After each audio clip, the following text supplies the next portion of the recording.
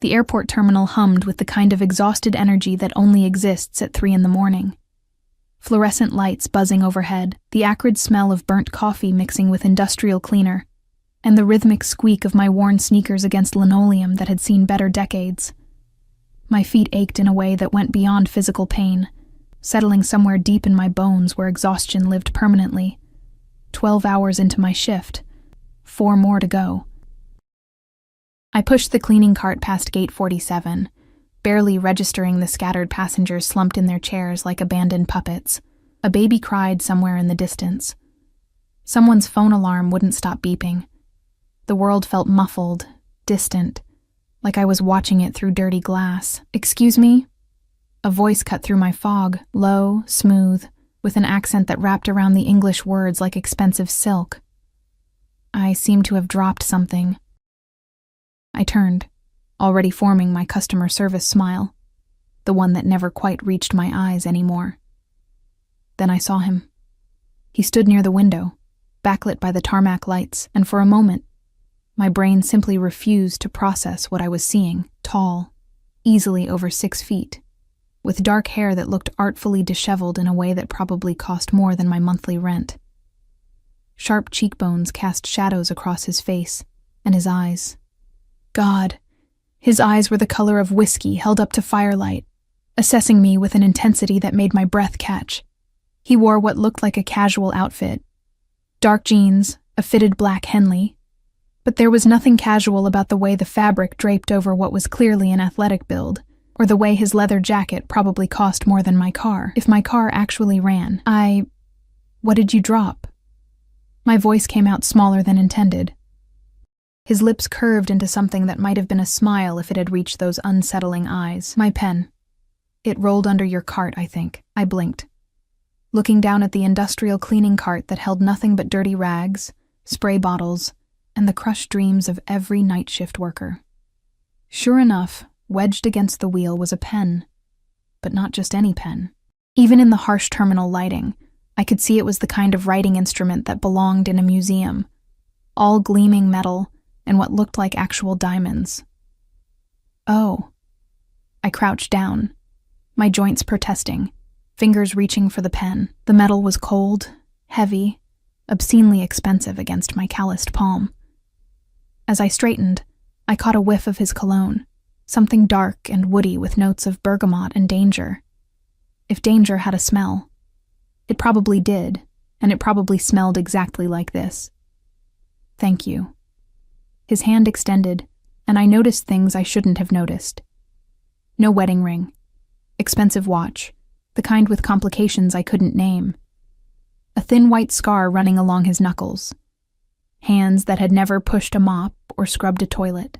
I placed the pen in his palm, careful not to touch his skin, but his fingers closed around mine anyway. The contact sent electricity up my arm, and I jerked back instinctively. You work hard. It wasn't a question. His eyes traveled over my faded uniform, lingering on the name tag that read, Emma, happy to help, in cheerful letters that mocked my exhaustion. How long is your shift? I should get back to work. Professional. Keep it professional. Don't think about how his voice makes your spine tingle. Don't notice how he's looking at you like you're something rare and interesting instead of invisible. Of course. He stepped back, but something in his posture suggested he wasn't used to people walking away from him. I'm waiting for a delayed flight, gate 52. Perhaps I'll see you again before I board. It should have sounded like a casual comment. It didn't. It sounded like a promise, or maybe a warning. I nodded, grabbing my cart and pushing it away with more force than necessary. My heart hammered against my ribs like it was trying to escape. Stupid. Getting flustered over some rich traveler who probably flirted with every cleaning lady he encountered, making them feel special for 30 seconds before forgetting they existed. But I could feel his eyes on me as I walked away, could feel them like a physical touch burning between my shoulder blades. The next hour passed in a blur of trash bins and bathroom checks. I tried to focus on the familiar rhythm of work, the mindless tasks that usually helped me forget about my studio apartment with the leaking ceiling, the medical bills from my father's final hospital stay still sitting unpaid on my kitchen counter, The community college classes I'd had to drop because I couldn't afford books and rent in the same month. I tried. I failed. Because every time I turned a corner, I caught glimpses of him. Sitting at gate 52, laptop open, but his attention never quite on the screen. Always watching. Always aware. And he wasn't alone. I noticed that now. 2 men in dark suits flanked him at a distance, pretending to read newspapers, but their eyes constantly scanned the terminal. Security? Bodyguards? Who travels with bodyguards at 3 a.m? Emma, you got Section C tonight? Marge's gravelly voice startled me. My supervisor looked like she'd been born tired, cigarette smoke permanently embedded in her gray hair. Yeah, finishing up now. Good. Some VIP requested the executive lounge be deep cleaned. Boss wants you on it. My stomach sank. The executive lounge meant dealing with rich passengers who looked through you like you were made of glass. Can't someone else? You're my best cleaner. Stop arguing and get your ass up to the 3rd floor. The executive lounge was everything the main terminal wasn't. Soft lighting, leather chairs that probably cost more than I made in a year, and the kind of hush that only money could buy. Classical music played softly from hidden speakers. The air smelled like expensive coffee and privilege. It was empty except for one person. Him. He sat in a corner chair, one leg crossed over the other, that whiskey gaze finding me immediately. A slow smile spread across his face. The kind of smile that made my survival instincts scream warnings my body chose to ignore. We meet again. His voice carried across the empty space like a caress. My fingers tightened on the cleaning supplies. I'm here to clean. The staff said there was a request. There was. He stood, moving with a grace that seemed almost predatory, each step deliberate, measured. I made it. The air left my lungs. What? I wanted to see you again, without interruptions. He gestured to the space around us, empty, private, isolated, without eyes watching. Except his eyes were watching, devouring more like, taking in every detail of my cheap uniform, my tired face, my confusion. I don't understand. You can't just... People don't request private cleaning sessions. My voice wavered between professional protocol and pure panic. People don't. He stepped closer, and I caught that scent again. Bergamot, cedar, and something darker I couldn't name. Power, maybe. Possession. I do. I should go. My feet wouldn't move. Traitor feet. You're afraid. Not a question. An observation, delivered with something that might have been satisfaction. I'm working. There's a difference. Is there? Another step. We were close enough now that I could see flecks of gold in his eyes, could count his eyelashes if I were stupid enough to keep staring. Tell me, Emma. Happy to help. When was the last time someone saw you? Really saw you? The question hit like a physical blow. My throat tightened. You don't know anything about me. I know you work night shifts because they pay better and you need every dollar. I know you're educated. Your vocabulary is too refined for someone who only finished high school. I know you're alone because there's no ring on your finger and no one waiting in your phone. You've checked it 7 times in the past hour and never smiled once. His hand reached up, and I should have moved, should have run. But I was frozen as his fingers barely brushed my cheek, catching a strand of hair that had escaped my ponytail. I know you're exhausted in a way that sleep won't fix, and I know that you're far too beautiful to be invisible. My breath came in short gasps. This is inappropriate. I need to... What's your full name? What? Your full name. The badge only says Emma. Emma. Emma Hartley. Why was I answering? Why wasn't I running? Emma Hartley. He repeated it like he was tasting wine, rolling each syllable around before swallowing it. Beautiful. It suits you. And yours? The question escaped before I could stop it. Something flickered across his face. Surprise, maybe, or amusement. Dante. Dante Caruso. The name landed between us like a stone dropping into still water, sending ripples I couldn't quite interpret. Italian. Sophisticated. Dangerous. Well, Mr. Caruso, I really do need to clean. Dante. His voice dropped lower, intimate. Just Dante. And you don't need to clean anything, I told you. I requested this because I wanted to talk to you. Why? The word burst out, sharp with confusion and something else. Fear? Excitement? The line between them blurred. Why would you want to talk to me? I'm nobody. I'm just the cleaning lady you'll forget about by morning. His expression darkened, those whiskey eyes turning almost black. You're not nobody. Don't ever say that again. The command in his voice made me take a step back, my hip hitting the cleaning cart. Bottles rattled. My hands shook. I'm sorry, I didn't mean to... To what? Offend him? This was insane. This whole situation was insane. Emma. He moved closer again, eliminating the distance I'd created. I'm going to be very honest with you. From the moment I saw you in that terminal, pushing that cart like the weight of the world was on your shoulders, I couldn't look away. Do you know how rare that is? How rarely someone captures my attention so completely? I shook my head mutely. Very rare. His hand came up again, this time cupping my jaw with a gentleness that contradicted everything about his intensity. His thumb brushed across my cheekbone, and I couldn't stop the small gasp that escaped. I want to know you. I want to understand what haunts those beautiful eyes. I want... His phone buzzed. Then again. The spell shattered. Dante's jaw clenched as he pulled out his phone, glancing at the screen. His expression shifted, still intense, but now laced with something harder, colder. He typed a quick response, and I noticed his security detail had appeared at the lounge entrance, their expressions urgent. I have to go. The words came out clipped, reluctant. My flight is ready. Relief and disappointment warred in my chest. Of course. Safe travels. He pocketed his phone but didn't move toward the door.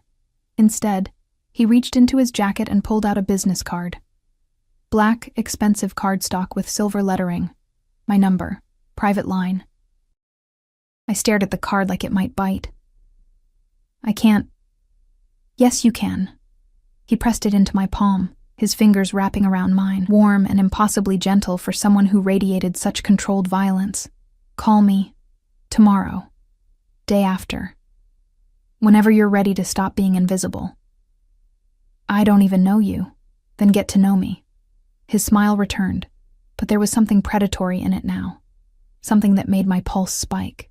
I promise you, Emma Hartley, I'm worth knowing. Before I could protest, before I could think, he leaned down.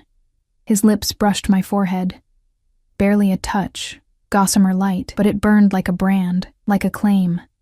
Then he was walking away, his security falling into formation around him, and I was left standing in the empty executive lounge, a black business card clutched in my trembling hand, and the ghost of his touch still tingling against my skin. I looked down at the card. Dante Caruso. No title. No company. Just a phone number embossed in silver. My phone buzzed in my pocket, a text from an unknown number. You're testing me by not having saved my number already. I look forward to hearing your voice, Emma. Soon. How did he get my number? My hands shook harder as reality crashed back.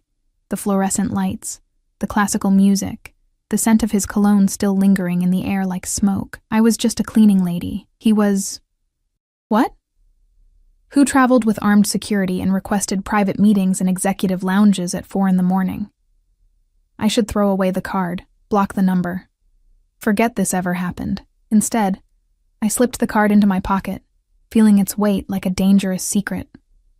Outside the lounge windows, I watched a private jet taxi toward the runway. Sleek, black, expensive. As it turned, I caught a glimpse of someone standing at one of the windows. Even from this distance, even through tinted glass, I felt those whiskey eyes watching me. The plane disappeared into the darkness, and I was left alone with a business card, a phone number, and the terrifying certainty that my invisible life had just become devastatingly, dangerously visible. I didn't call. For 3 days, that black business card sat on my kitchen counter like a coiled snake, beautiful and venomous. I'd circle it while making my instant coffee, stare at it while eating cereal straight from the box, feel its presence like a pulse in the cramped studio apartment that smelled perpetually of mildew and failure. You're testing me, His words echoed through my exhausted brain during every shift. I'd scrub toilets and remember the way his thumb had brushed my cheekbone, empty trash bins and recall that gossamer touch on my forehead, mop floors and feel those whiskey eyes burning into me from across impossible distances. "You look like shit," Marge observed on the fourth night, her cigarette-roughened voice cutting through my fog. "More than usual, I mean. Thanks for the pep talk. I'm serious, Emma. You getting sick? Can't afford to lose you during holiday travel season." Holiday season. Right.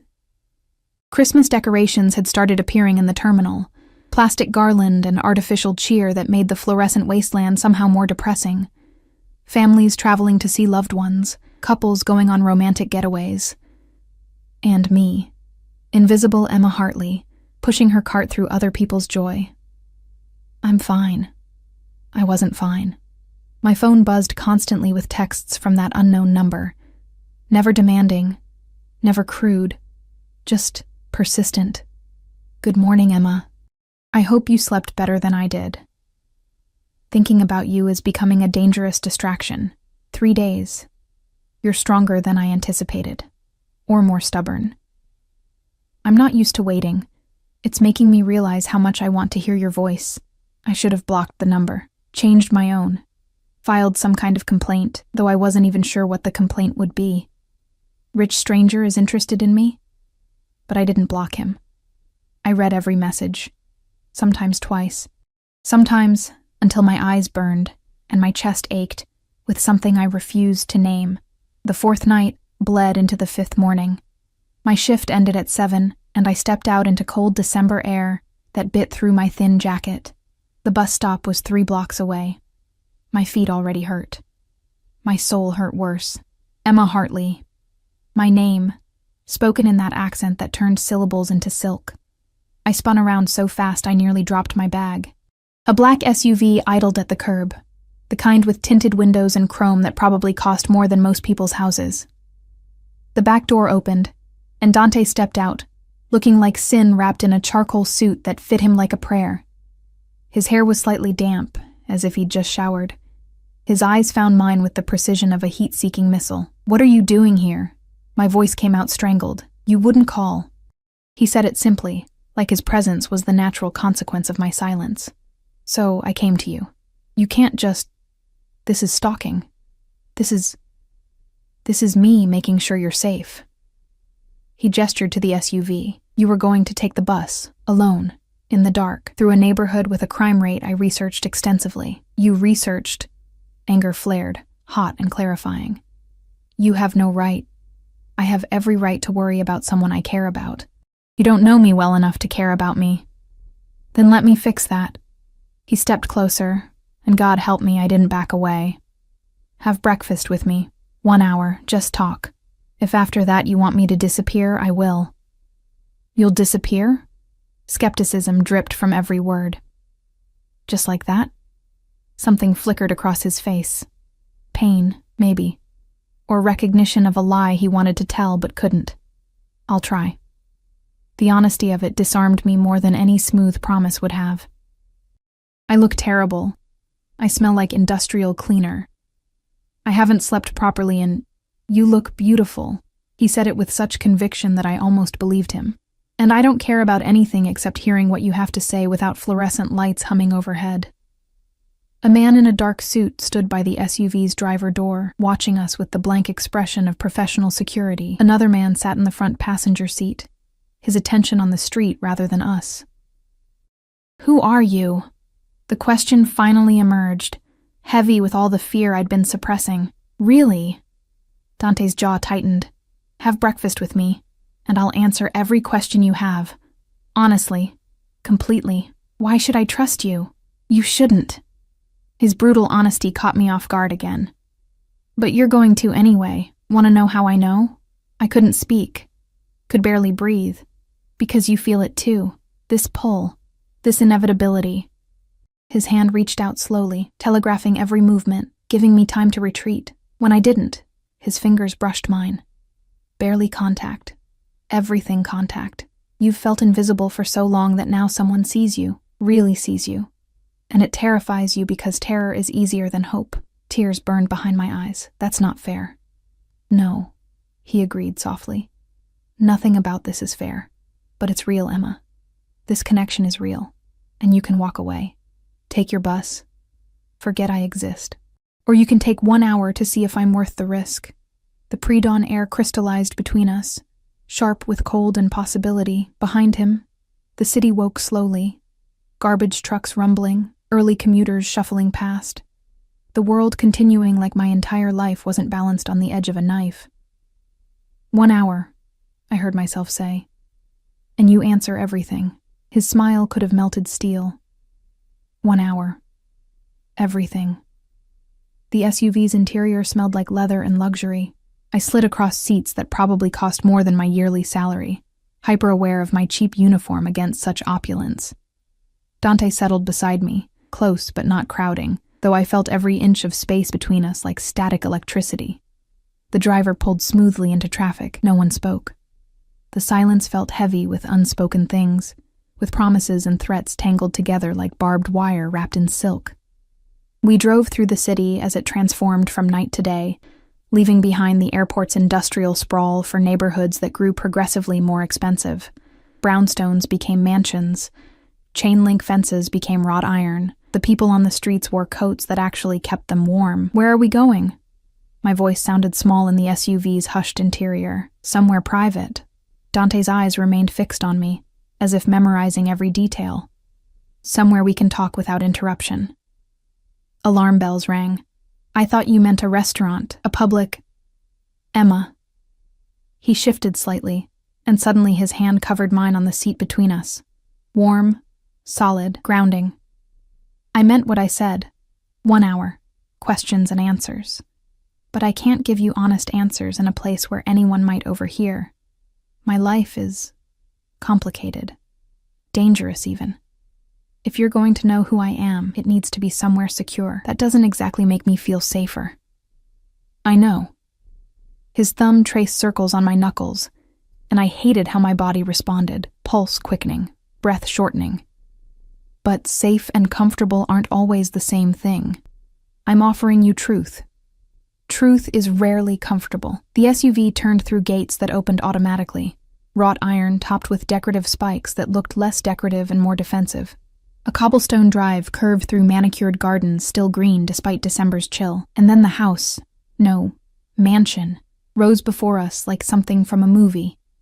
Stone and glass and wealth that screamed old money, the kind that didn't need to announce itself. You live here? I breathed. One of my properties, the most secure. The SUV stopped beneath a covered portico. No one can get in without my permission. No one can hurt you here. Hurt me. Why would I need protection from being hurt? The driver opened my door, his face professionally blank. I stepped out onto cobblestones that probably cost more per square foot than my rent. The early morning air smelled different here, cleaner, perfumed with expensive landscaping rather than exhaust fumes and desperation. Dante's hand found the small of my back, guiding me toward massive double doors that opened before we reached them. A woman in a crisp uniform stood inside. Older, severe, with eyes that assessed me in one sweeping glance and clearly found me wanting. Mr. Caruso, breakfast is prepared in the solarium as requested. Thank you, Teresa. His voice carried authority that made the woman's spine straighten imperceptibly. We're not to be disturbed. Of course, sir. The interior was everything I expected, and nothing I could have imagined. Marble floors reflected morning light streaming through windows 2 stories tall. Art that looked museum quality hung on walls painted in rich, muted tones. A sweeping staircase curved upward like something from a fairy tale. But this felt more like the Beast's castle than Cinderella's ball. This way. Dante's hand remained on my back, warm through my thin uniform shirt, as he guided me through hallways that whispered wealth with every step. The solarium was a room made of glass and light, facing a garden where fountains played and winter flowers bloomed in defiance of season. A table was set for 2, actual china, crystal glasses, silver gleaming. Food spread across the surface like a magazine spread, fresh fruit, pastries that smelled like butter in heaven, eggs that weren't from a carton, coffee that actually steamed. My stomach growled audibly. I couldn't remember the last time I'd eaten something that didn't come from a microwave or vending machine. Sit. Eat. Dante pulled out a chair, actual chivalry from someone who looked like he could kill without breaking a sweat. We'll talk while you have breakfast. You're not eating? I ate hours ago. I don't sleep much. He took the chair across from me, close enough to touch if either of us reached across the table. But I'll have coffee with you.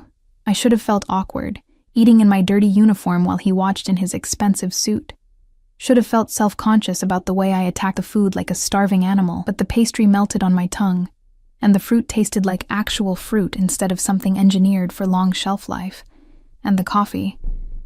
God, the coffee was revelation. Good? Amusement colored his voice. It's obscene, I admitted around a mouthful of croissant. Everything's obscene. This house. This food. You, his eyebrow lifted. Me? Heat flooded my cheeks. I meant, this whole situation is obscene. I'm a cleaning lady eating breakfast in a mansion with a stranger who... I stopped, setting down my coffee cup with hands that trembled slightly. Who are you, Dante Caruso? Really? The amusement faded from his expression. He leaned back in his chair, coffee cup cradled in his hands, those whiskey eyes holding mine with uncomfortable intensity. I'm the head of a family business. Very old, very established. We deal in imports, exports, logistics, real estate, completely legitimate on paper. He paused, letting the weight of on paper settle between us. But the foundation of my empire, my family's empire, was built on less legal enterprises, protection, gambling, activities that exist in shadows because society is hypocritical about its vices. The air left my lungs. You're Mafia. The word landed like a gunshot in the peaceful solarium. Though we prefer organization or family, Mafia sounds so dramatic. But yes, Emma, I'm what you're thinking, what you're fearing right now. I should have run, should have screamed, should have done anything except sit there, frozen, as reality rearranged itself into something terrifying. You're a criminal. I'm a businessman who operates outside conventional legal boundaries. His voice remained calm, matter of fact. I don't deal drugs. I don't traffic humans. I have lines I won't cross, but yes, by legal definition, I'm a criminal. And you just told me? Just like that? You asked for truth. He set down his coffee cup, leaning forward with sudden intensity. I won't lie to you, Emma.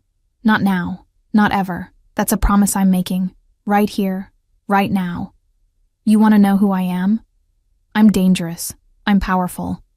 I've done things that would make you run screaming. But I'm also the man who saw you in that terminal and felt something I didn't think I was capable of feeling anymore. What? Pity? Recognition. The word hit like a punch. You know what it's like to be invisible, to work yourself to exhaustion for scraps while people with everything walk past without seeing you. I know what it's like to be seen only for what you can do, what you can provide, never for who you are. We're both performing roles, Emma.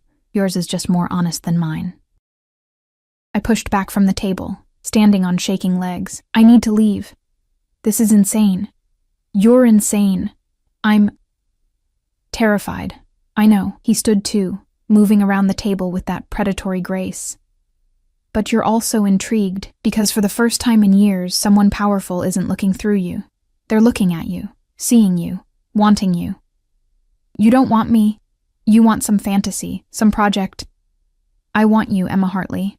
He was close now. Close enough that I could see the gold flecks in his eyes, could smell that bergamot and cedar cologne that haunted my dreams. 26 years old. Father died 6 months ago from cancer. Dropped out of community college to care for him. Working night shifts because they pay an extra $2 an hour. Lives alone in a studio apartment on Fletcher Street with a leaking ceiling and neighbors who fight at 2 a.m. Allergic to shellfish. Reads thriller novels from the library because you can't afford to buy books. Wanted to be a teacher before life happened. Horror and violation warred in my chest. How do you know all that? I had you investigated. No apology in his voice. The moment you gave me your full name, I needed to know everything. I needed to know if you were dangerous, if you were sent by enemies, if you were real. You investigated me like I'm a criminal? I investigated you like you're someone who matters. His hand reached up, stopping just short of touching my face. And what I found was a woman who deserves so much more than what life has given her. A woman who's strong enough to survive but shouldn't have to merely survive. A woman I want to protect, to spoil, to possess. The word escaped before I could stop it. That's what this is. Not attraction. Possession. His eyes darkened, but he didn't deny it. Perhaps. Is that so terrible? To be possessed by someone who would burn the world to keep you safe? Yes! The word burst out, sharp with panic, and something else. Something that felt dangerously like excitement. That's exactly what's terrible about this. I'm not a thing to be possessed. I'm not some project for you to fix. You're right. His hand dropped. You're not. You're a person who deserves choice. So here's yours. I'll have my driver take you home. You'll never hear from me again. I'll erase my number from your phone. Disappear from your life as completely as I entered it. Or, you stay. You let me show you what your life could be. Not as my possession, as my partner. My equal in ways that matter, even if our worlds are oceans apart. His voice dropped lower, intimate. I'm offering you escape, Emma, not from your problems. I'll solve those regardless of your choice. Your father's medical bills, already paid. Your rent, covered for a year. Your car? Fixed and waiting at your apartment. The world tilted. What? You can't just... I already did. Before I came to the airport this morning. Because whether you choose me or not, I refuse to let you struggle when I have the power to help. Tears burned hot. That's manipulation. You're trying to buy me. I'm trying to take care of you. The words exploded from him with surprising emotion. You've taken care of everyone else your entire life. Your father. Your responsibilities. Your survival. When does Emma get taken care of? When does someone tell Emma that she matters, that she deserves rest, that she shouldn't have to scrub toilets at 3 a.m. just to keep a roof over her head? You don't get to decide that, but my voice cracked on the words. You don't get to swoop in and fix my life like I'm some charity case. You're not charity. You're... He ran a hand through his hair, frustration evident in every line of his body. You're the first real thing I've felt in a decade. And maybe that's selfish. Maybe I'm trying to possess you because letting you walk away feels like losing something vital. But I'm honest about it, Emma. I'm not pretending to be a good man. I'm offering you a devil's bargain with full disclosure. The solarium felt too small suddenly, the glass walls closing in like a beautiful cage. What happens if I stay? What does that even mean? It means I court you properly, dates, conversations, getting to know each other beyond the circumstances that brought us together. And yes, it means I protect you, because my world is dangerous, and anyone associated with me becomes a target. But it also means you're free from financial worry, free to pursue dreams that got shelved, free to discover who Emma Hartley could be, without survival crushing her spirit. And in exchange, his smile turned predatory. You give me the chance to prove I'm worth the risk. To show you that darkness isn't always evil. Sometimes it's just honest about its nature. My phone buzzed in my pocket, probably Marge wondering why I wasn't answering her texts. The real world calling me back, demanding I return to fluorescent lights and aching feet and invisible existence. I looked at Dante Caruso. Mafia boss, dangerous man, someone who shouldn't want me and whom I definitely shouldn't want back. But I saw something in those whiskey eyes that terrified me more than his confession. I saw recognition. I saw hunger. I saw the same desperate loneliness that stared back at me from my bathroom mirror every morning. 1 month, I heard myself say. You get 1 month to prove this isn't insanity. But I keep working. I keep my apartment. I don't become dependent on you until I'm sure. Deal. He crossed the space between us before I could blink, his hands cupping my face with a gentleness that contradicted everything I knew about him. 1 month. But Emma? By the end of it, you're going to beg me to take care of you. That's not arrogance. That's a promise. Then his lips were on mine, possession and question tangled together, demanding and asking simultaneously. His mouth tasted like coffee and danger, and something addictive I couldn't name. My hands found his jacket lapels. Whether to push him away or pull him closer, I couldn't say. When he finally pulled back, we were both breathing hard. "You're testing me," he whispered against my lips, echoing his own words from days ago. And I love it. Outside the solarium's glass walls, the sun had fully risen, bathing the garden in golden light that felt like a beginning or an ending or both at once. The first week of my deal with the devil passed in a blur of contradictions that left me spinning. Dante kept his word. I continued working my night shifts, continued living in my apartment with its leaking ceiling, continued my life as if nothing had changed. Except everything had changed. The medical bills that had haunted me for months vanished like smoke. My landlord suddenly became accommodating about repairs. My ancient car not only ran but purred like it had been reborn. And every night, without fail, a black SUV appeared at the end of my shift.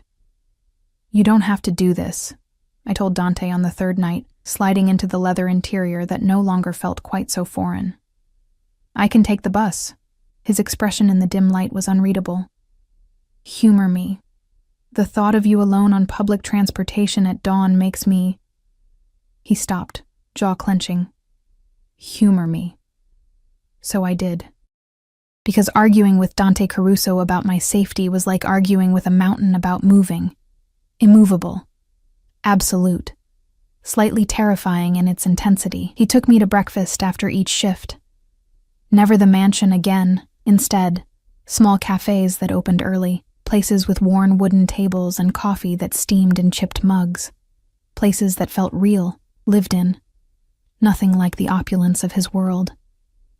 "Tell me about your father," he said one morning, his fingers wrapped around a coffee cup, eyes intent on my face. The question caught me off guard. "Why?" "Because he shaped you. Because understanding him helps me understand you." He leaned back, that predatory grace evident even in stillness. "Because I want to know everything." So I told him. About my father's laugh that could fill a room. About how cancer had hollowed him out slowly, stealing pieces until only pain remained.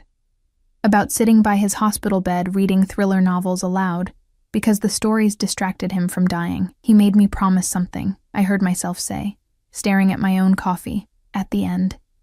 He made me promise I'd live, really live, not just survive, that I'd find someone who saw me as precious, not convenient. Smart man. Dante's voice was soft. What would he think of me? I looked up, meeting those whiskey eyes that always saw too much. He'd say you're dangerous, that I should run. And yet you're here. And yet I'm here. I couldn't quite explain why, even to myself. The days blurred together. Work, sleep, stolen hours with Dante where he'd appear without warning, at the library where I returned books, standing in the stacks like he belonged among stories and dust, at the grocery store where I counted pennies, suddenly beside me filling my cart with things I'd never have bought myself. "You're following me," I accused, equal parts annoyed and thrilled. "Protecting you," he corrected, dropping organic vegetables into my cart. "There's a difference." "Is there?" His smile was predatory. Not really. But it sounds better. His honesty was disarming. Most men would have lied, would have pretended their stalking was accidental. Dante owned it, wore it like armor, dared me to object, while his eyes promised he wouldn't stop regardless. "This is insane," I muttered, but I didn't tell him to leave. I couldn't, because beneath the fear, beneath the rational voice screaming warnings, something else was growing, something that felt dangerously like need. On the 8th day, everything shifted. I was leaving work, routine by now, expecting the black SUV, expecting Dante's intense gaze and careful questions, but the vehicle that pulled up was different. White, unfamiliar, the window rolled down, revealing a face I hadn't seen in 3 years. Marcus Chen, my ex-boyfriend, the one who'd left when my father got sick, when life got hard, when I became more burden than pleasure. "Emma." His smile was the same, charming, shallow, worthless. "Long time." Ice flooded my veins. "What are you doing here? Heard you came into some money, medical bills paid, new car." He leaned out the window, that smile widening. Thought maybe you'd want to catch up. Talk about old times. I have nothing to say to you. Come on, Em. Don't be like that. We were good together. Before everything got complicated. His eyes traveled over my uniform with barely concealed contempt. You're still cleaning toilets? With all that money someone's spending on you? Rage, hot and clarifying, burned through the ice. Leave. Now. Or what? You'll call your sugar daddy? He laughed, cruel and knowing.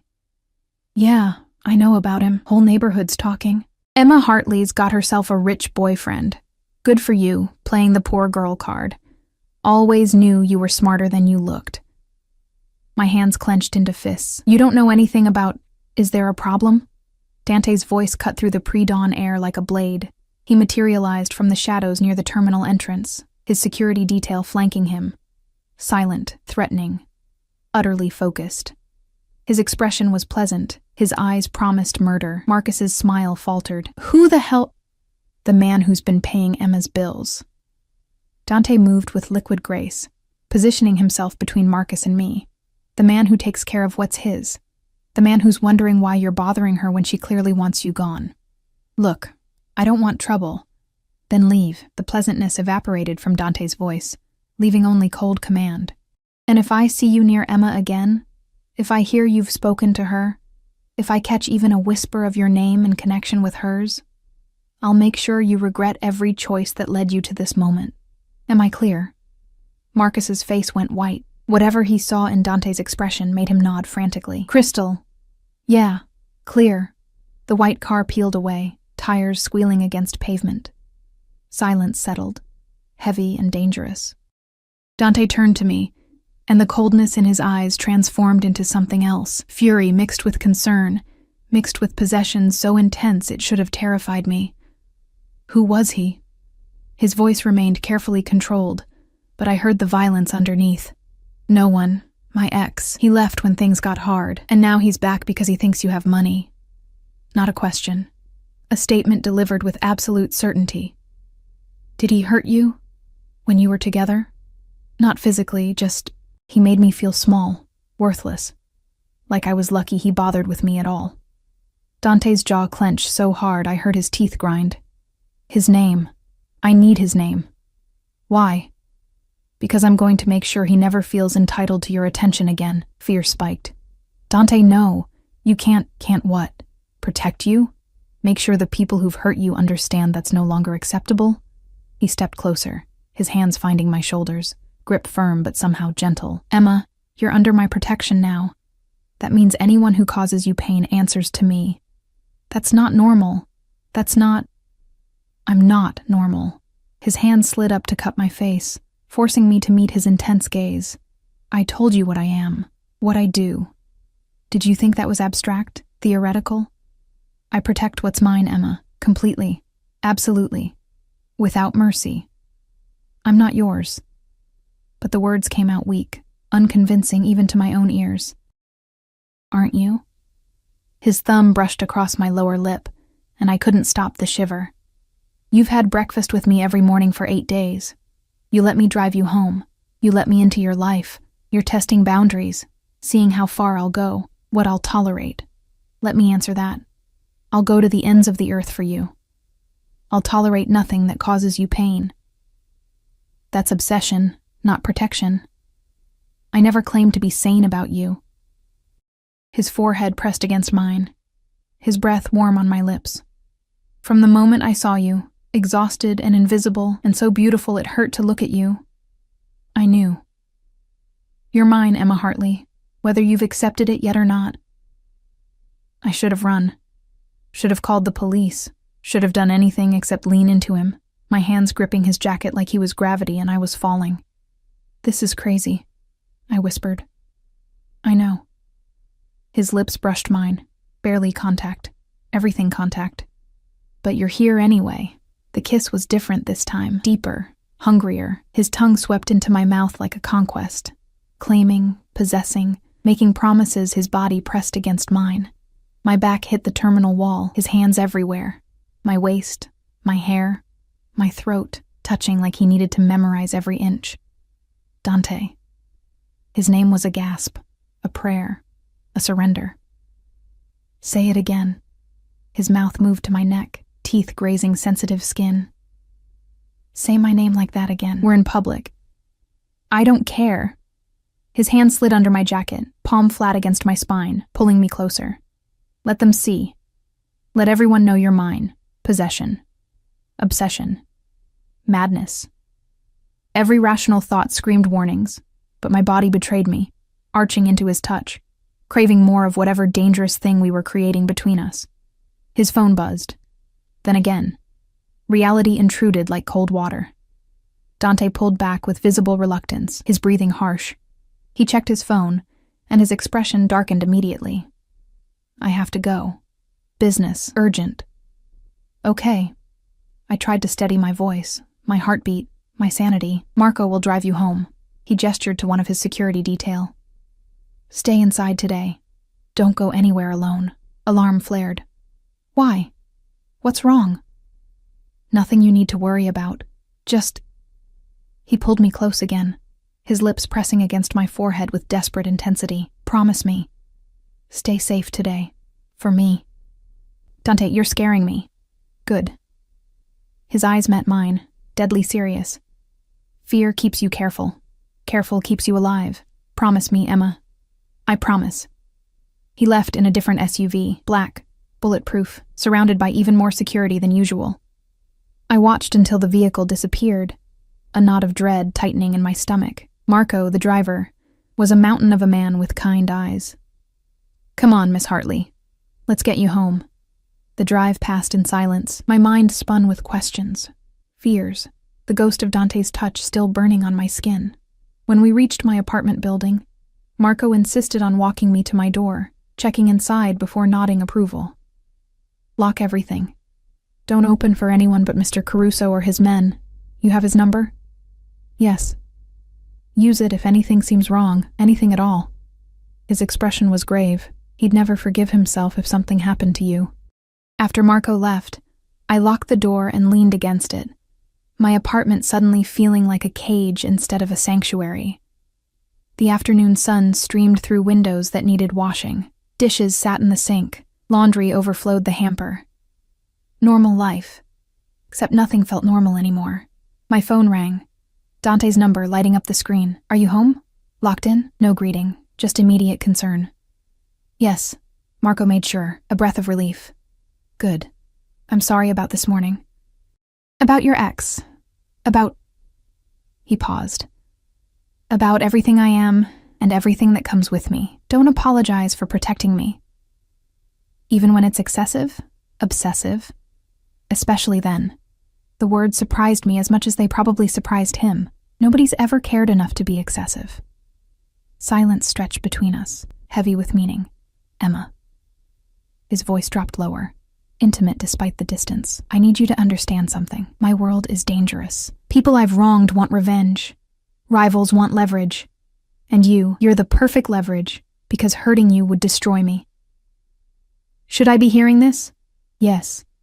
Because I won't lie to you, remember? You deserve to know what you're getting into.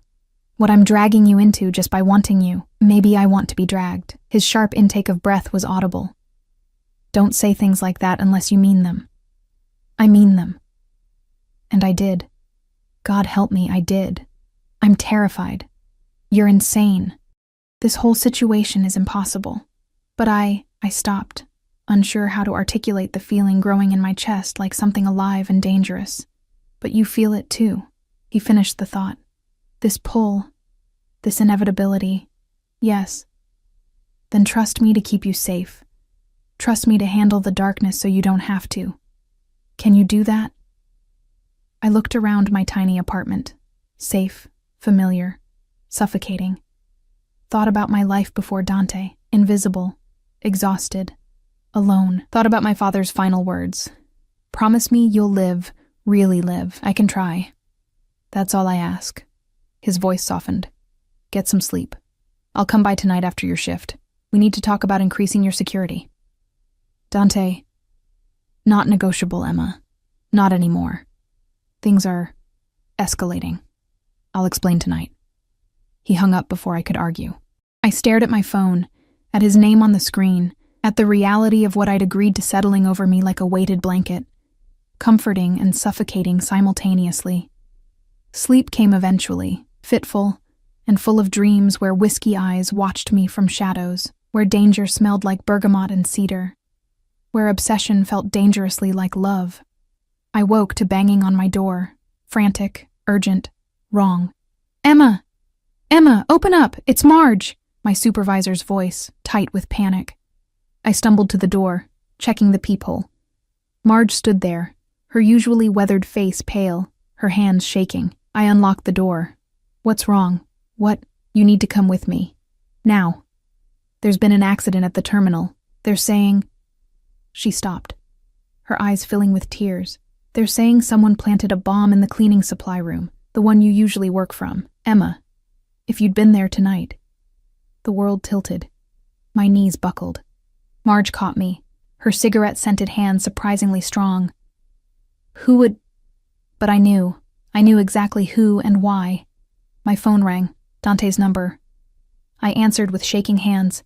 "Are you safe?" His voice was ragged with barely controlled violence. "Tell me you're safe. I'm home. I know about the bomb. I'm 5 minutes away. Pack a bag. You're coming with me. No arguments." "Dante, what's happening?" "War." The word was flat, final, terrifying. "You're in the middle of a war you didn't ask for. And I'm going to end it, Emma. I'm going to burn everything to the ground before I let them touch you." The line went dead. Outside my window, I heard sirens growing closer. Marge stared at me with wide, frightened eyes. And somewhere in the city, a Mafia boss was coming to collect what he'd claimed as his, ready to paint the streets red to keep me safe. I had 1 month to decide if Dante Caruso was worth the risk. Apparently, someone else had decided to make that decision for me. Dante's SUV screeched to a halt outside my building exactly 4 minutes later. I watched from my window as he emerged, no longer the carefully controlled man who courted me over coffee. This version moved like violence incarnate, his security detail forming a protective barrier as he stormed toward the entrance. He didn't knock. The door flew open. He must have gotten a key from the landlord, or picked the lock, or simply willed it open through sheer force of fury. His eyes found me immediately, scanning for injuries with an intensity that stole my breath. "You're okay." Not a question. A statement he needed to confirm with his own eyes. "You're actually okay." I wasn't there. I was sleeping. Marge came to tell me. He crossed the room in 3 strides, pulling me against his chest with desperate strength. His heart hammered beneath my ear, his hands fisting in my hair like he needed to convince himself I was real.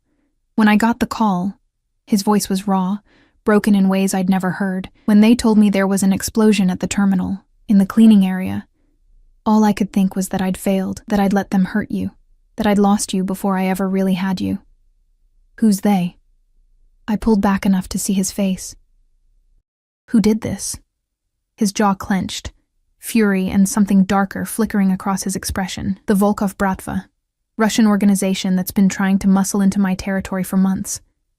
They must have been watching, saw me with you, decided you were the perfect target, terror crystallized in my veins.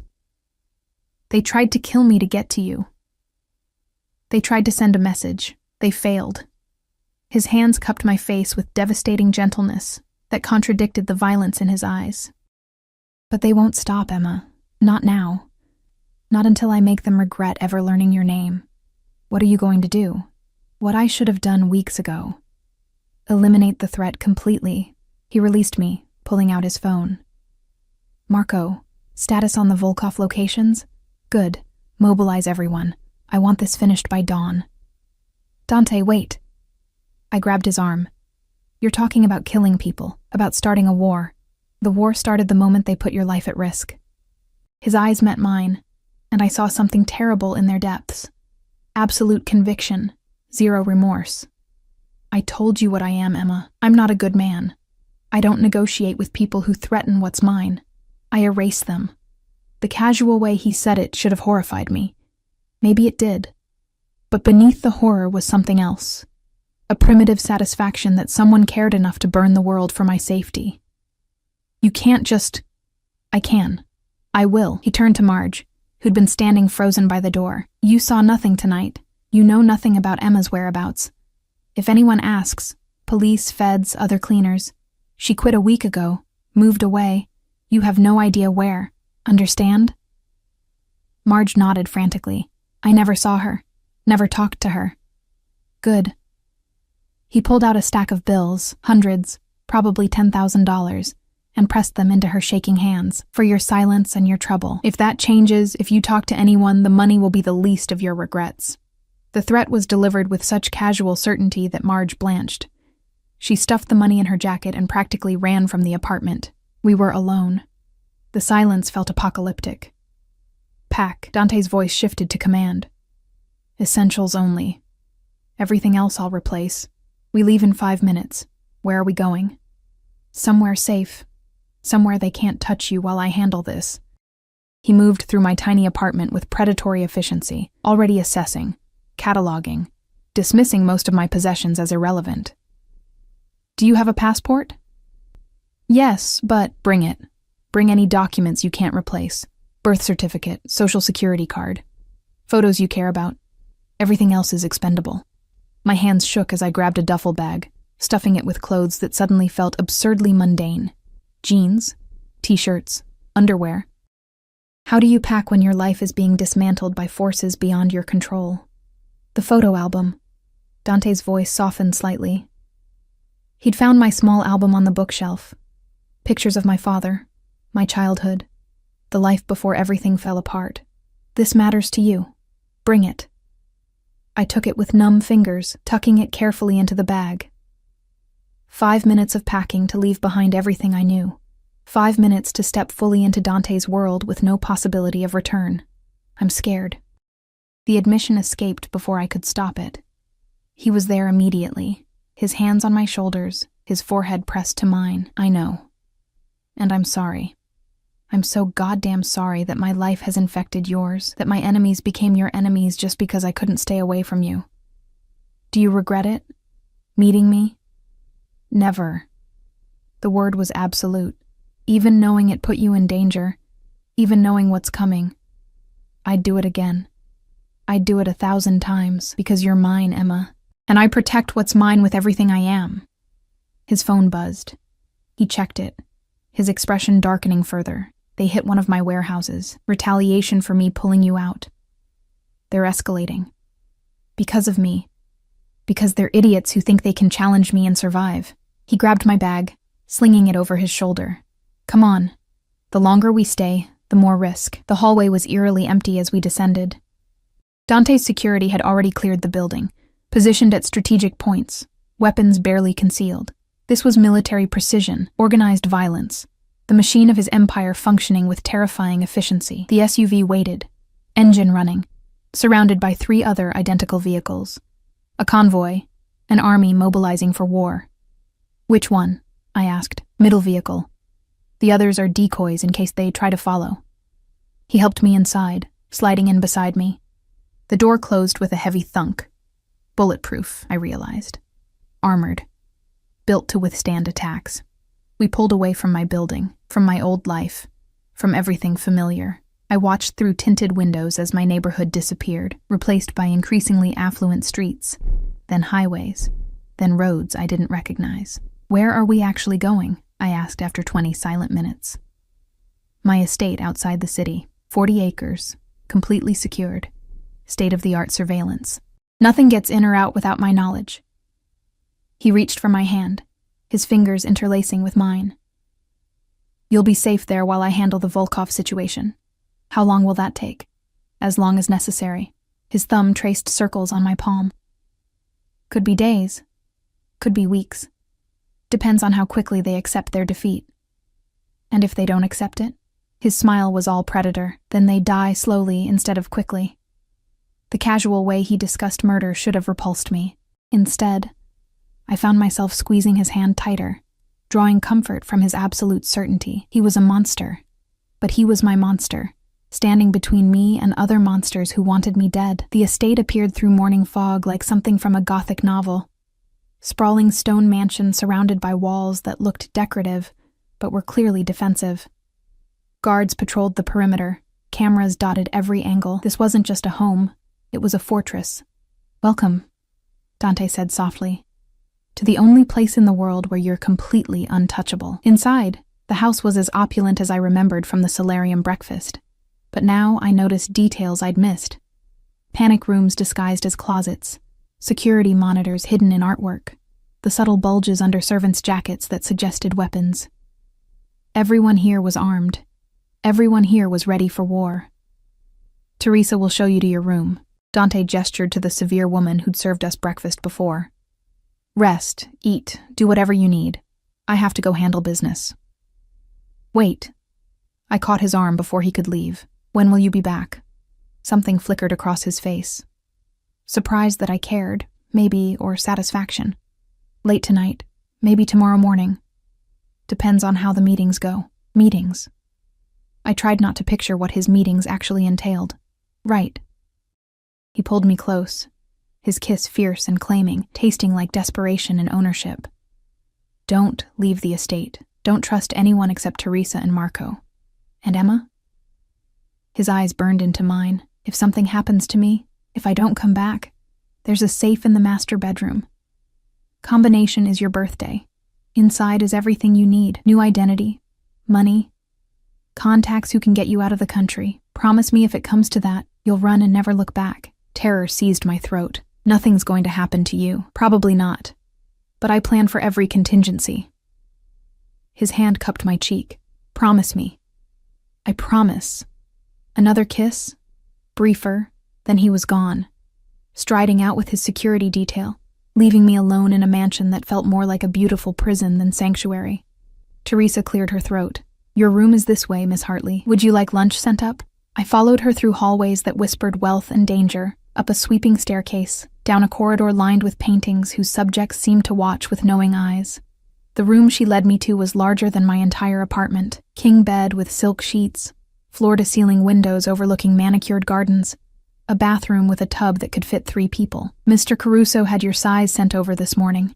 Teresa gestured to a walk-in closet now filled with clothes bearing designer labels I'd only seen in magazines. "Everything should fit. If you need alterations, let me know." He did all this in 4 hours? Mr. Caruso is very efficient when motivated. Her expression softened fractionally. "He cares for you. I've never seen him like this about anyone." "You've known him long?" "Since he was a boy. I raised him after his parents died." She moved to the windows, adjusting curtains. "He's dangerous, Miss Hartley. Violent. Capable of terrible things. But he's also fiercely loyal to those he loves. If you're under his protection, you're safer than you'd be anywhere else in this world. And if I'm the reason he gets hurt, then you'll understand exactly what it means to be loved by a man like Dante Caruso." She headed for the door, pausing at the threshold. "Lunch in an hour. Don't try to leave the estate. The guards have orders to keep you here. Gently if possible." The door closed with a soft click, leaving me alone in luxurious captivity. I explored the room like a prisoner mapping their cell, tested the windows, locked, checked the bathroom, obscenely opulent, examined the closet, clothes in exactly my size, which should have been romantic but felt like surveillance. My phone sat on the bedside table, deliberately placed by someone. When I picked it up, I found only one contact remaining. Dante. He'd erased everything else, my old life, my contacts, anything that could tie me to the person I used to be, protecting me or controlling me. Maybe both. Maybe there was no difference anymore. Hours crawled past. Lunch arrived on a silver tray, food I couldn't taste. Afternoon faded to evening. I tried on clothes that fit perfectly. Each garment a reminder that Dante knew my body better than I'd realized. Had he watched me that carefully, measured me with his eyes during those breakfast conversations? Night fell. Still no word. I stood at the window, watching security patrols cross the grounds with military precision, and tried not to imagine what Dante was doing, tried not to picture blood on his hands, bodies falling, the violence he wielded so casually in my defense. My phone rang at midnight. Dante's name lit up the screen. "Are you safe?" I answered immediately. His laugh was dark, exhausted. "Worried about me, sweetheart? Don't call me that when I can hear gunfire in the background. Just firecrackers. Celebratory." But I heard the lie in his voice, heard the strain. The Volkov leadership is negotiating. It's going well. You're hurt. Silence. Then, how do you know? I can hear it in your voice. How bad? Nothing that won't heal. More gunfire. Closer this time. Shouting in Russian. I have to go. Just wanted to hear your voice. Wanted to remember why I'm doing this. Dante, lock your door tonight. Keep your phone close. And Emma? His voice dropped to something raw and honest. I'm coming back to you. Whatever it takes, whoever I have to kill, I'm coming back. The line went dead. I stood there in the darkness, phone clutched in shaking hands, and finally admitted the truth I'd been avoiding since that first night in the terminal. I was falling in love with a monster. And the most terrifying part was that I didn't want to stop. Dawn broke over the estate in shades of gold and crimson, beautiful and ominous, like blood diluted in honey. I hadn't slept, had spent the night pacing my gilded cage, jumping at every sound, imagining worst-case scenarios with vivid clarity. The door opened without warning. I spun around, heart hammering. Dante stood in the doorway, and my breath caught. His suit was ruined, blood spatters across the white shirt, jacket torn at the shoulder, a cut above his eyebrow that had stopped bleeding, but looked vicious. His eyes were hollowed with exhaustion, and something darker, the aftermath of violence, the residue of things he'd done and couldn't undo. You're alive, the words tumbled out, relief and fury tangled together. I'm alive. He stepped inside, closing the door. The Volkov Bratva is no longer a concern. Their leadership is dead. Their organization is scattered. You're safe, Emma. Completely safe. You killed them. Not a question. I erased them. He said it without remorse, without apology. Every single person who knew your name, who might have seen your face, who could have posed a threat, they don't exist anymore. I should have been horrified, should have run screaming. Instead, I crossed the room and wrapped my arms around him, holding tight despite the blood, despite everything. You're insane, I whispered against his chest. I know. His arms came around me, crushing me close. But I'm yours, and you're mine, and anyone who tries to change that ends up like the Volkovs. He kissed me then, desperate and claiming, tasting like violence and devotion. His hands roamed my body like he needed to confirm I was real, whole, his. I kissed him back with equal desperation, pouring every complicated emotion into the contact. When we finally broke apart, both breathing hard, his forehead rested against mine. I love you, he said simply. I know it's too soon. I know I'm too much. But I love you, Emma Hartley, and I need you to decide. Are you mine? Completely? Or do I let you go before I drag you deeper into the darkness? I looked into those whiskey eyes that had seen me from the first moment, that had made me visible when the world looked through me. Thought about my father's dying words about living, really living. Thought about the choice before me, safety in invisibility or danger in being seen, cherished, possessed by someone who would burn the world to keep me safe. I'm yours, I whispered. God help me, I'm completely yours. His smile was triumphant, possessive, absolutely devastating. Then let me show you exactly what that means. Bloco 5, Final. 3 months later, I stood in front of floor-to-ceiling windows in what had become our bedroom, no longer just Dante's but ours, watching spring transform the estate gardens into something impossibly beautiful. Cherry blossoms drifted like pink snow. Fountains sparkled in morning light. The world outside these walls continued spinning, but inside, time moved differently. I'd stopped working at the airport the night of the bombing, stopped pretending I could maintain my old life while living in Dante's world. The transition hadn't been easy. I'd fought him on it, insisted I needed independence, needed to feel like more than just his protected possession. Then go back to school, he'd said simply, pulling up university websites on his laptop. Finish your degree, become the teacher you wanted to be, but do it without exhausting yourself, without choosing between dreams and survival. So I had.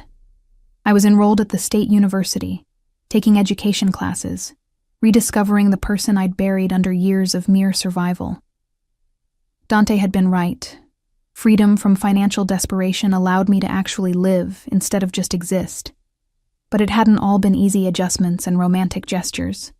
The nightmares came first, vivid dreams of bombs, of men with guns, of Dante not coming back from one of his business trips. I'd wake screaming, and he'd be there immediately, pulling me against his chest, whispering promises in Italian I didn't understand but felt in my bones. "I've got you," he'd murmur into my hair. "Always. Nothing's taking you from me." Then came the reality of his world seeping into mine. The armed guards who followed me to campus. The background checks on every friend I made. The way people looked at me once they realized who I belonged to. Fear, respect, calculation. "They're using you," I'd accused Dante after a study group invitation turned out to be someone's daughter trying to get her father's gambling debts forgiven. "Everyone wants something from you through me." His expression had darkened dangerously.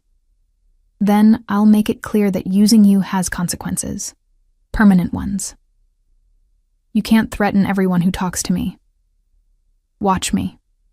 We'd fought about it. Spectacular, volatile arguments where my frustration collided with his obsessive protectiveness.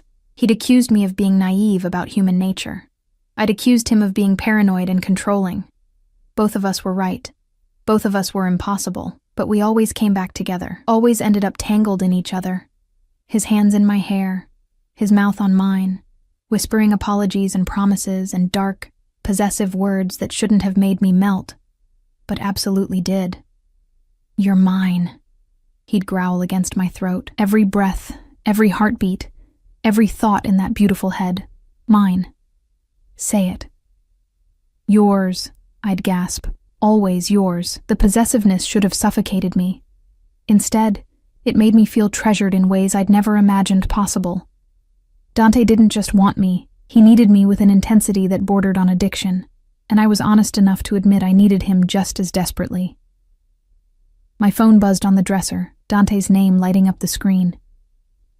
He'd left early this morning for meetings I didn't ask about, wearing a suit that cost more than most cars, and an expression that promised violence to someone.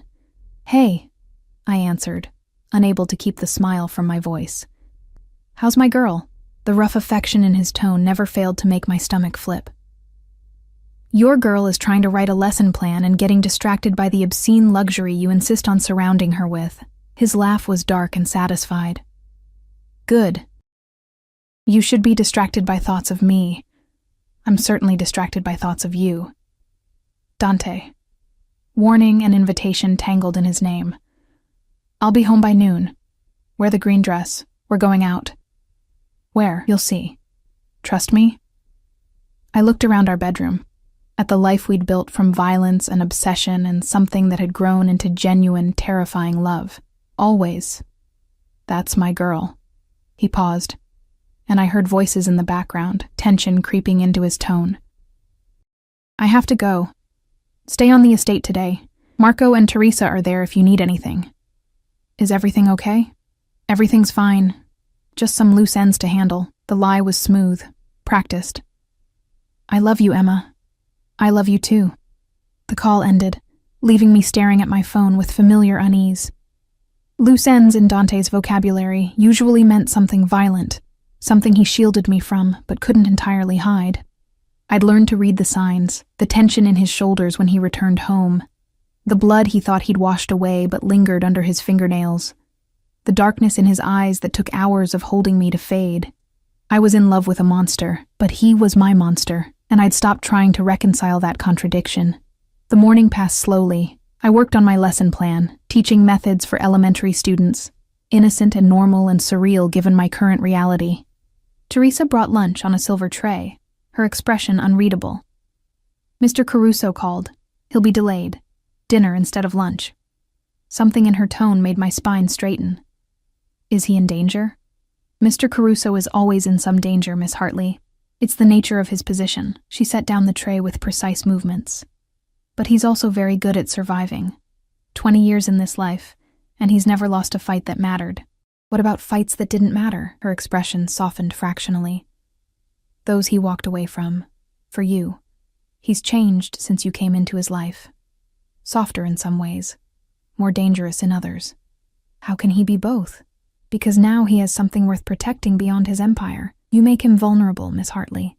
And a vulnerable Dante Caruso is far more lethal than an invincible one. She left before I could process that, leaving me alone with lunch I couldn't eat and thoughts that spiraled into worry. Hours crawled past. I tried reading. A thriller novel that felt absurdly tame compared to my actual life. Tried studying. Tried not checking my phone every 30 seconds for updates that didn't come. 4 o'clock became 5. 5 became 6. Still no word. At 7, I called him. The phone rang once before going to voicemail. Disconnected or declined. My stomach dropped. Marco! I found Dante's head of security in the kitchen, talking quietly with 2 other guards. Have you heard from Dante?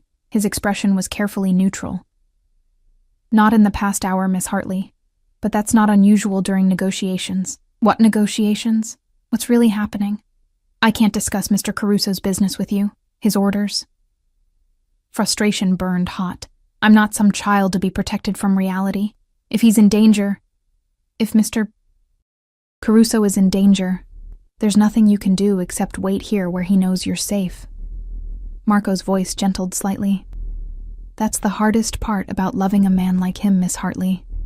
Learning to trust that he'll come back. I wanted to scream. Wanted to demand answers. Wanted to storm out and find Dante myself. But I was trapped. By his protection. By my own helplessness in his violent world. By the terrible understanding that my presence might make things worse instead of better. So I waited. Paced the bedroom until my feet ached.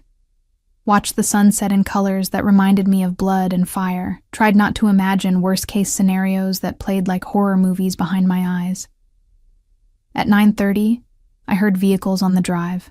Multiple engines. Urgent movements. My heart hammered as I ran to the window. 3 SUVs pulled up to the entrance, and my breath stopped entirely. Dante emerged from the middle vehicle. Alive, upright, but clearly injured. His left arm hung at an odd angle. Blood soaked through his shirt. His face was a mask of controlled pain and fury. Marco and 2 other men supported him as he climbed the front steps, moving with the careful precision of someone holding themselves together through sheer will. I flew down the stairs, taking them 2 at a time, terror and relief warring in my chest.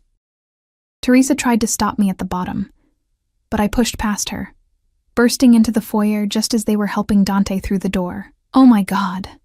The words came out strangled. His head snapped up, those whiskey eyes finding me immediately. Despite the pain, despite the blood, his expression softened. I'm okay. It looks worse than it is. You're covered in blood. Most of it's not mine. He tried to smile, failed. Emma, I need you to go upstairs. Absolutely not. I was at his side before anyone could stop me, my hands hovering over him, terrified to touch and cause more pain. What happened? Ambush. Remnants of the Volkov organization seeking revenge. His jaw clenched as Marco helped him toward the study. They're dealt with. Permanently. But I took a bullet to the shoulder and my arm's broken. You need a hospital. I have a doctor coming here. Hospitals ask questions. He let them guide him to a leather sofa, his face going gray with pain as they lowered him down.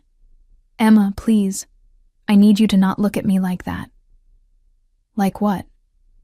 Like you're watching me die. His good hand reached for mine, grip surprisingly strong. I'm not dying. I've survived much worse. That's not comforting. The doctor arrived within minutes, a severe woman who clearly knew Dante well and had no patience for emotional scenes. She ordered everyone out except Marco, but I planted my feet and refused to budge. I'm staying. Dante's expression was unreadable. Emma, I'm staying. Each word came out sharp, brooking no argument. You don't get to shut me out of this part. If I'm yours, if this is my life now, then I'm here. For all of it. Something shifted in his gaze. Surprise, pride, possession. All right. But it's not going to be pretty. He was right. Watching the doctor dig the bullet from his shoulder, listening to his sharp intakes of breath that were the only indication of pain, seeing the damage close up, it was horrific. But I held his good hand through all of it, grounding him, refusing to look away even when everything in me wanted to run. "You're stronger than I gave you credit for," he said afterward, voice rough from pain, and probably the whiskey they'd given him for it. His shoulder was bandaged, arm set in a cast, bruises already blooming across his ribs. Most people can't watch that without fainting. Most people aren't in love with someone who gets shot at regularly. I sat beside him carefully, mindful of his injuries. "This is what you meant, isn't it? When you said your world was dangerous?" "Yes." No deflection. No softening of the truth. "This is my reality, Emma. Violence, retaliation, constant vigilance. I can protect you from most of it, but I can't promise you'll never see me like this again." "Then don't promise." I took his good hand in both of mine. "I don't need false promises. I need honesty. I need to know when you're in danger so I'm not blindsided. I need to be your partner, not your protected princess in a tower." His thumb traced circles on my palm. "If I tell you everything, you'll worry constantly. I already worry constantly. At least if I know, the worry won't come with lies." He studied me for a long moment, those whiskey eyes seeing everything as always. Finally he nodded. "All right. Partnership. Honesty. But Emma," his grip tightened, "you have to understand that some things I do, you won't be able to accept. Some choices I make will horrify you. Can you live with loving someone whose hands are perpetually covered in blood?" I thought about the past 3 months, about learning to sleep beside a man who woke with nightmares about his own childhood trauma, his parents' murder, the violence he'd both suffered and inflicted, about accepting that the same hands that held me with devastating tenderness had also killed without hesitation, about reconciling the Dante who brought me coffee exactly how I liked it, with the Dante who'd erased an entire criminal organization to keep me safe. "I already do," I said softly. "I love you exactly as you are. Monster and man, violence and devotion, all of it." His expression cracked, vulnerability bleeding through the controlled facade. "I don't deserve you. Probably not. But you're stuck with me anyway." He pulled me closer with his good arm, mindful of his injuries, and kissed me with something that felt like reverence. Like I was salvation he didn't deserve but couldn't release. "Marry me," he whispered against my lips. The world stopped. "What?" "Marry me, Emma Hartley. Not because I'm trying to possess you, though God knows I want to. Not because it makes sense or follows any reasonable timeline, but because tonight, bleeding and broken, the only thing I could think about was getting back to you. You're my home, my reason, my everything. So marry me. And let me spend the rest of my life proving I'm worth the risk." Tears burned hot. "That's not a proposal. That's manipulation through emotional vulnerability. It's the truth." His forehead pressed to mine. "Say yes, or tell me no, and I'll ask again tomorrow, and every day after until you say yes, because I'm nothing if not persistent when I want something." "You're insane. Say yes anyway." I looked into those eyes that had seen me from the very first moment, thought about my father's dying wish for me to really live, thought about the choice before me, safe invisibility or dangerous visibility, comfortable loneliness or terrifying love. "Yes," I whispered. "Yes, I'll marry you, you obsessive, overprotective, impossible man." His smile could have lit the darkness. "I need to get you a ring, something obscene and beautiful. Something everyone sees and knows you're mine. I don't need, but I need to give it to you." His hand cupped my face. "I need everyone to know that Emma Hartley belongs to Dante Caruso. That she chose the monster. That she's untouchable because hurting her means facing something worse than death. You really are a caveman. I prefer traditional." His thumb brushed across my lower lip. "But yes, you make me primitive, possessive, desperate to mark you as mine in every possible way." We sat there in the aftermath of violence and proposal, his blood seeping through bandages, my tears dampening his shirt. And somehow it felt perfect. This wasn't a fairy tale. This was real, messy and dangerous and absolutely true. The next few weeks blurred together. Dante recovered with stubborn speed, refusing to be slowed by injury. The ring appeared 3 days after his proposal, a diamond so large it seemed obscene, set in platinum with smaller stones that caught light like captured stars. He slid it on my finger with reverent intensity, sealing the promise we'd made. Planning a wedding when your fiancé was a Mafia boss proved complex. Guest lists had to be vetted, venues needed security clearances. Every detail was scrutinized for potential threats. But Dante insisted on something beautiful for me, something that felt like celebration rather than paranoia. "You deserve joy," he'd said, reviewing security plans with Marco. Real joy. Not just safety masquerading as happiness. We married 6 weeks later in the estate gardens, surrounded by cherry blossoms and armed guards hidden among the trees. The ceremony was small. Teresa stood as my witness, Marco as Dante's. A judge who owed Dante favors officiated. I wore a dress that cost more than my old car, and Dante wore a suit that made him look like sin wrapped in expensive fabric. When he slid the wedding band on my finger, platinum to match the engagement ring, his eyes held everything we'd become. Violence and devotion, possession and partnership, love that defied every reasonable boundary. Mine, he whispered as the judge pronounced us married. Yours, I agreed, always. The reception was larger. Family members from Dante's organization, business associates, people whose hands were as bloody as his. They looked at me with curiosity, respect, calculation. I was no longer invisible Emma Hartley, cleaning lady. I was Emma Caruso, wife of one of the city's most dangerous men. "How does it feel?" Teresa asked during dinner, her severe expression softer than usual. "Being visible?" I looked across the table at Dante. My husband now, legally and irrevocably mine, and saw him watching me with that familiar intensity that still made my breath catch. Terrifying, I admitted. But real. For the first time in years, I feel completely, dangerously real. Night fell over the estate, transforming the reception into something magical. Lights twinkled in trees, music played.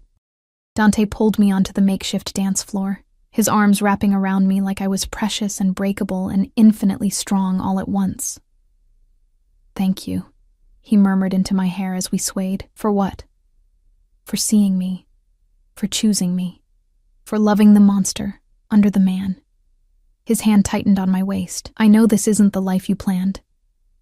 I know I dragged you into darkness. You gave me light," I interrupted. "You made me visible when the world looked through me. You saw worth where I'd stopped seeing anything. Yes, your world is dangerous. Yes, loving you means living with fear. But it also means living, really living, instead of just surviving." His kiss tasted like promise and possession and home. We danced until stars scattered across the sky like diamonds, until guests departed, until only us remained in gardens that smelled of cherry blossoms and new beginnings. Later, in our bedroom, truly ours now, Dante laid me on silk sheets with devastating gentleness. His hands roamed my body with reverent possession, mapping every curve, claiming every inch. When he finally made love to me as husband to wife, it felt like sealing something sacred and profane all at once. "I love you," he whispered against my throat, my shoulder, my lips, obsessively, completely, forever. "I love you," I gasped, nails digging into his shoulders. "My monster. My home." Afterward, we lay tangled together, his hand splayed possessively over my stomach, my head on his chest listening to his heartbeat steady and strong. "I never thought I'd have this," he admitted into the darkness. "Love, partnership, someone who knows what I am and loves me anyway. I never thought I'd be seen," I countered. "Really seen, not just noticed. You gave me that. We gave each other that." His arms tightened. "You're my salvation, Emma Caruso. The light in my darkness. The reason I'll keep fighting, keep surviving, keep being the monster when necessary. Because I have something worth protecting that's worth any sin." I smiled against his chest, feeling the rightness of it settle into my bones. This wasn't a fairy tale. This was better, real and complicated and absolutely true. 6 months into marriage, I stood at the same windows where this part of my story had begun, watching gardens bloom with summer color. My hand rested on the subtle swell of my stomach. 3 months pregnant. Carrying the future we were building from violence and devotion, Dante appeared behind me, his arms wrapping around me, hands covering mine over our growing child. "What are you thinking about?" he asked softly. "That night in the terminal, when you dropped your pen and looked at me like I was something rare instead of invisible." I leaned back into his warmth. If someone had told me that moment would lead here, to you, to this life, to us, I never would have believed them. Would you have run if you'd known? I thought about it honestly, about the violence and danger and obsessive possession, about the love and security and finally being seen. "No," I said finally. "I'd have stayed. Because you're worth every risk, Dante Caruso. You always were." His lips found my temple, my cheek, my lips. Soft kisses that promised forever. Outside, the world continued spinning. Dangers lurked. Enemies plotted. Darkness existed in corners and shadows. But here, in our fortress made of stone and love and absolute certainty, we were untouchable. I was no longer invisible Emma Hartley, drowning in survival. I was Emma Caruso, seen, loved, possessed by a man who would burn the world to keep me safe, and I wouldn't have it any other way. That's insane. Godskin Duo are tough as hell. Well done, Wheels. I fucking hated those guys. Once every week? Oh my god, person, you are so brave. Don't like ricotta. Yeah, texture thing. I'm there with you. Okay, I was talking to the coffee shop that I sell my cards at. She said she felt bad they need to figure out how to display and get people to look at the table they call the neighborhood nook.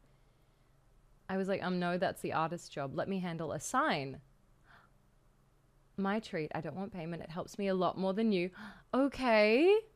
Okay, love that. Controls engineering is nonsense black magic. Don't touch it. They're a cult. Copy. Going back into the long ago times, I got my high school ring. Was violently ill for about a week. Oh my god, dear. Yeah, couldn't look at that ring for years without wanting to vomit. Yeah, it's the ring of unending nausea. That's horrible. Oh god. Getting real, I like turtles energy right now. Fairly over leveled. Okay, yeah, that's what I do too, Wheels. I just like way over level and then I just do better with the bosses. Never change that sense of humor. Thank you, Saint. I know. It was sus as hell. I know. Remember to wash under your Godskin, gamers. And if you have a Godskin duo, do seek medical attention. Hi, Manny. Manny, I'm drying my hair right now. I'm so sorry. I don't want to put a hat on just yet because my hair is still drying, and otherwise it'll get all weird. I'm so sorry. I don't know how to refund your points. Could I give you a Mondo Yahoo instead? Would that be anything? Or if you remind me a bit later. Embrace the hat head. I can't do it. It's not even that. It's just that I don't like. Okay, I don't know how to do it, but I'll figure it out. Sorry, my hair's still drying. I said that earlier, but you weren't